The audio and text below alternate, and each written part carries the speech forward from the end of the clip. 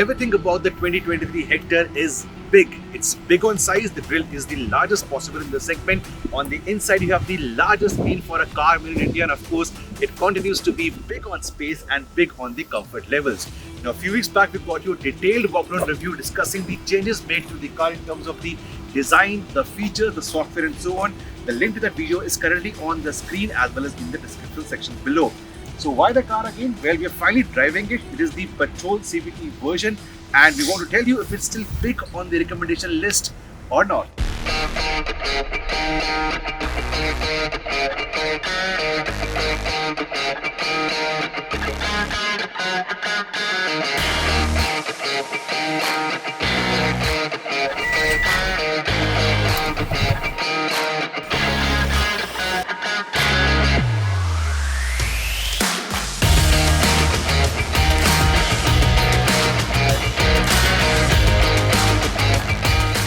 Now the driving part of the MG Hector, we're driving the Petrol CVT model. You also have a manual with the Petrol and you have a manual diesel as well. No automatic diesel as of now.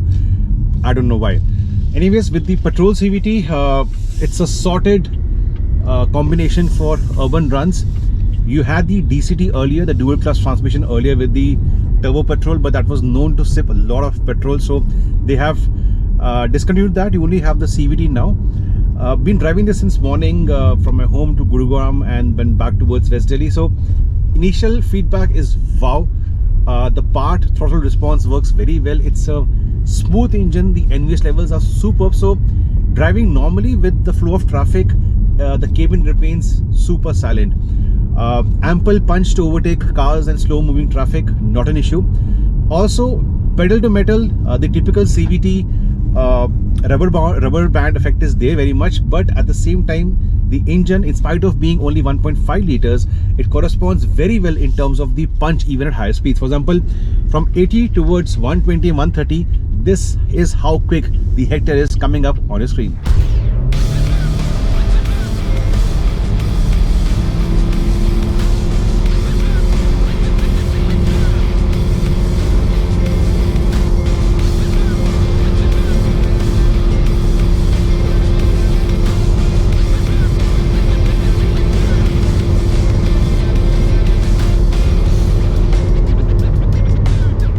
So yeah, it is responsive for your city runs. It's got the punch for your highway cruising, and apart from that, no changes have been done on the transmission or the engine as compared to the earlier Hector. Wasn't needed. Likewise, the suspension remains like the previous version, and a big USP of the Hector is the comfort level on offer. The ride quality is definitely tuned towards giving you more comfort than being a dynamically sorted car. Of course, it's long, it's heavy. So if you go around curves like this at a higher pace, there will be some kind of body load coming in. But then again, most users of the Hector will be looking at the comfort level. If, for example, you're going to be chauffeur driven on the rear seat, acres and acres of legroom on offer in the 5 version. If you're going to be over here, the seats are comfortable, the visibility is excellent, the window line is low, the windshield is large. So the visibility factor remains, the comfort levels they remain, and CVT Petrol is very smooth makhan for your urban runs. Likewise, matching the overall comfort factor is the steering effort. At lower speeds, it remains light. I'll do one thing, I'll just stop the car and show you how light the steering is of the Hector. Yeah, safe place. By the way, whenever you turn the steering, the indicators, they come on of that particular side just in case for safety point of view. So yeah, at a standstill for a long heavy SUV, it's definitely on the lighter side. What else? The cabin design has been altered. We showed you this properly in our walk-around review a few weeks back. The AC vents are new. The door pad, this area on the door pad, it's new. It looks polished, it looks very nice. The seat upholstery is new. So in terms of the look and feel, things have only gone upwards north, and of course the feature list on offer and the massive screen. It's an eye magnet and definitely something that your friends and your family members will definitely be loving on the move once inside the Hector. So feature wise, things have gone up nicely. The layout wise, it's become more polished, more premium, and all this tends to come together. The ride quality, the premium appeal, all this comes together to give you a very good feel on the inside, that of a proper luxury SUV at this price. Another factor that a lot of people will love about the Hector is the way it glides at higher speeds.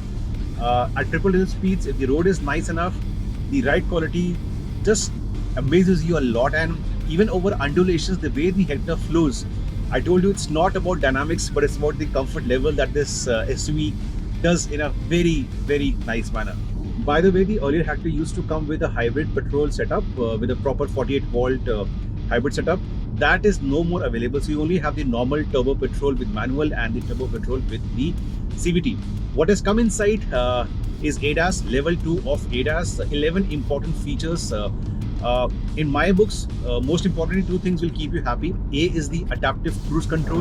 Now, as you can see, our cruise is set at 100 kmph, but we are still at only 80 because I'm using the adaptive cruise control. That Wagoner seems to be at around 80-84 kmph, and that is why we are also at a similar speed. The distance between both the cars can be controlled from these two buttons, which is at the lower setting right now. So adaptive cruise control basically removes the need for you to manually brake the car or accelerate the car. Just set a speed, and depending on the vehicle in front of you, your speeds will also be altered. For example, if I change the lane and go into the left lane like this, no car in front of me, the system will understand, it will start going towards the predefined speed of 100 kmph. So the beauty of adaptive cruise control in front of you, that car is at a lower speed, and look at this, we are braking by ourselves. My foot is off the brake lever, and we are down to the speed of the car in front of us. Second is the lane keep feature, wherein even if you take your hands off for a few seconds, if there are proper lane markings, the Hector will keep the car in the lane properly. So I'll take my hands off only for a few seconds, proper lane markings over here, and it will do all the adjustments to keep me in place. Even if there's a slight curve in the road, it will take care of that as well. So my hands are not on the steering wheel, a slight curve coming up, and you can see the car will do the steering inputs by itself.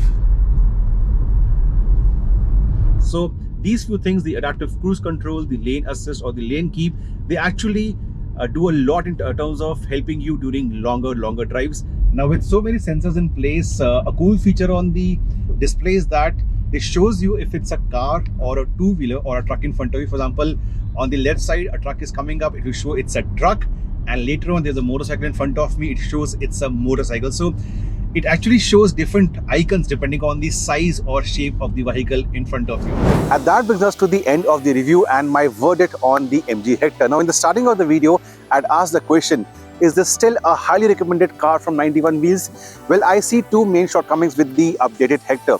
A, MG still refuses to give us a diesel automatic option. Now this is something that all the rivals offer in the segment, right from the Creta Alcazar twins to the Safari Harrier twins to the XUV700 and the Scorpio, and they all give you a diesel automatic. This is still missing in the Hector.